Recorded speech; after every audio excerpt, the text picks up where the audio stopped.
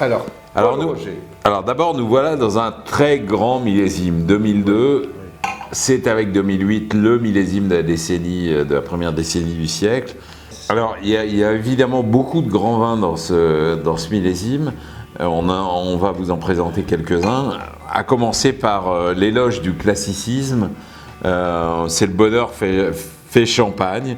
C'est ce grand 2002 de Paul Roger. Paul Roger, c'est une maison illustre, évidemment célèbre, parce que c'était la favorite de Winston Churchill, mais pas que.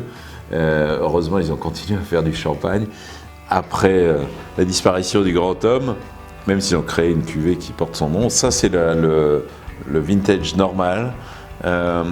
C'est vraiment hyper élégant, hyper harmonieux, parfaitement assemblé, voilà, parfaitement dosé. très classique. Autre 2002, belle cuvée d'une jeune maison, Thiénot, et c'est la cuvée Alain Thiénot. Comme les grandes cuvées, c'est un assemblage à 50-50 Chardonnay Pinot Noir, enfin comme certaines grandes cuvées.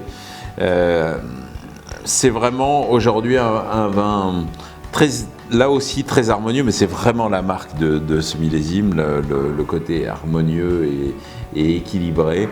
Orpal, c'est la marque Saint-Gall, et c'est une grande coopérative qui s'appelle Union Champagne.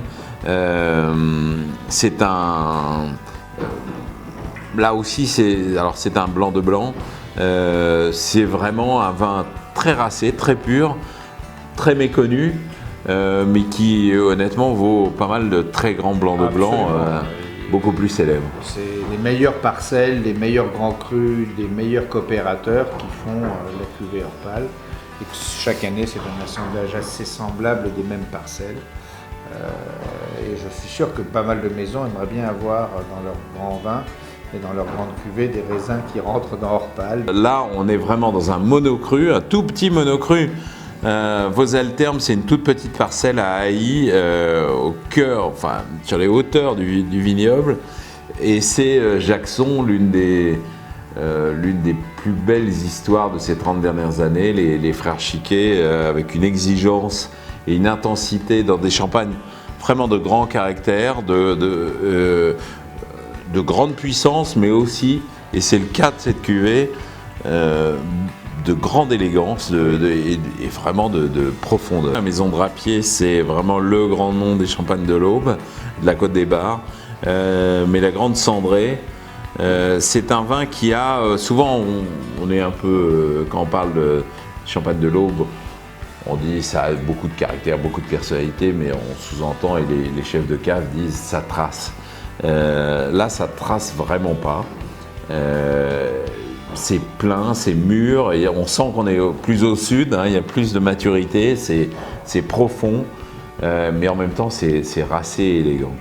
Ce blanc de blanc, dans le 2002, c'est tout le style de Bruno Paillard. C'est-à-dire qu'on a parlé d'un millésime harmonieux, très équilibré. Il y a tout ça, il y a de l'harmonie, il y a de l'équilibre, mais il y a aussi la tension, la droiture, la profondeur et l'intensité qu'aime apporter Bruno Paillard à ses champagnes. C'est vraiment une super réussite. Absolument, un vin très racé. Clicquot est pas uniquement ça, mais c'est un grand spécialiste du rosé. Ils en font depuis au moins 3 siècles, donc depuis qu'ils existent. Et ce rosé 2002, si vous avez la chance d'en avoir une bouteille, mettez-la en cave. Enfin, si vous en avez 2 bouteilles, ouvrez-en une aujourd'hui parce que c'est absolument délicieux. C'est vineux, on sent vraiment le vin rouge qui est assemblé. Il y a le grain et le goût d'un très beau vin rouge de Bouzy, puisque ce type de rosé est fait par assemblage d'un vin rouge de Bouzy avec une base qui est celle du millésimé normal de Clicquot. Et il y a une synergie qui se passe. Et on prend le parfum du grand coteau champenois et on garde évidemment la vinosité et la saveur et l'autolyse de levure. Alors, nous sommes maintenant en 1998. 1998, c'est un millésime qui a été très largement millésimé. Il faut dire que, à juste titre, parce que c'était un beau millésime est très complet et qui vieillit très très bien.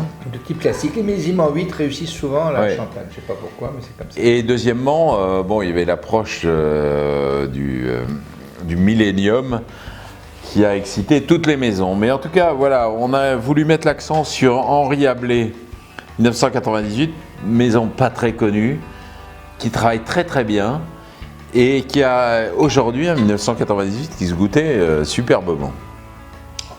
Qui a acquis De l'élégance, du fruit de l'élégance. naturel. Voilà. C'est la cuvée rare de Piper Heidsieck.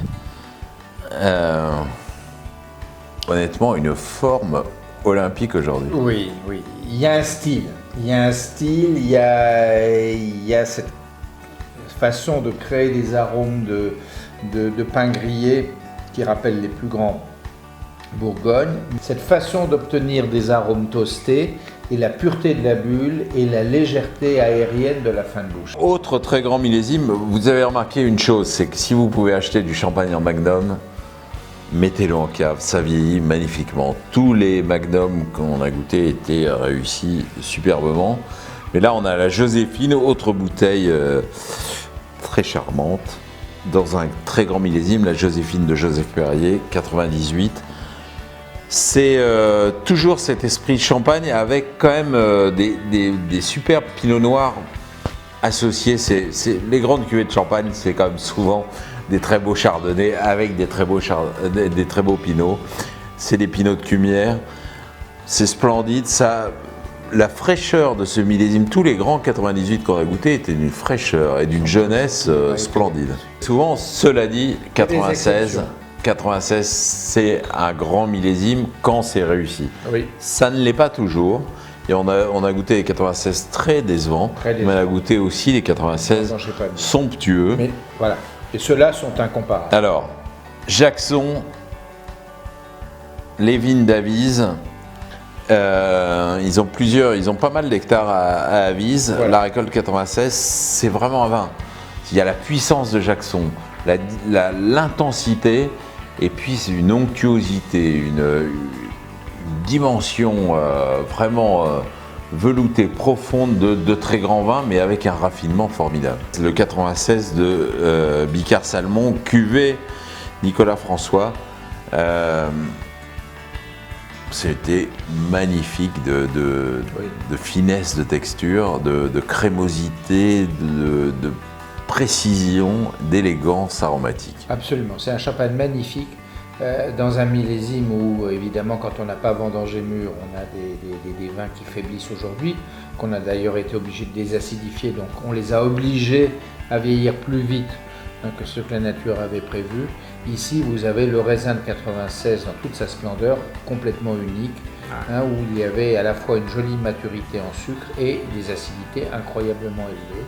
Alors, RD 96, c'est la quintessence sûrement du travail de Bollinger dans un très grand millésime.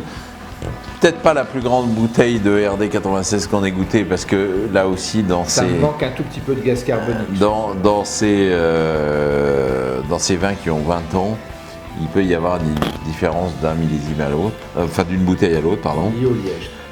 Mais on a quand même ce plaisir là, on a un côté très vineux, très intense, mais en même temps, une élégance, une profondeur, une droiture. Dom Pérignon, alors P2, puisque c'est aujourd'hui un tirage récent, enfin un dégorgement récent. 96, c'est bon, tout le monde était extasié parce qu'on l'a pas goûté que tous les deux. Je peux vous dire que tout le bureau. Je peux en avoir un peu. C'est à la fois le plaisir, la complexité, le raffinement et un côté évident aussi. C'est vraiment du pur plaisir, du pur plaisir élevé, mais oui, du pur plaisir. Et c'est surprenant parce que c'est l'assemblage absolument parfait des deux types de raisins où aucun ne domine l'autre. C'est la préservation complète du potentiel de finesse et d'élégance du millésime. C'est les bulles qui sont restées absolument intactes, raffinées et parfaitement complémentaires du bouquet. En 1995, avec un vin absolument sublime et éternel, le blanc des millénaires de Charles Heidsieck. Un vin, on a l'impression éternel, même si d'une bouteille à l'autre, il peut y avoir maintenant les différences, c'est pas tellement des différences aromatiques, c'est en effet des différences de bulles, de pression. Rappelons quand même qu'on aura moins de différences dans les bouteilles les plus récentes parce qu'il y a eu des progrès dans la mise en bouteille, dans également la qualité des lièges, mais les années 90, et d'ailleurs c'était vrai à Bordeaux aussi, c'était vrai en Bourgogne, c'était vrai partout, c'est les pires années de la qualité des lièges en France.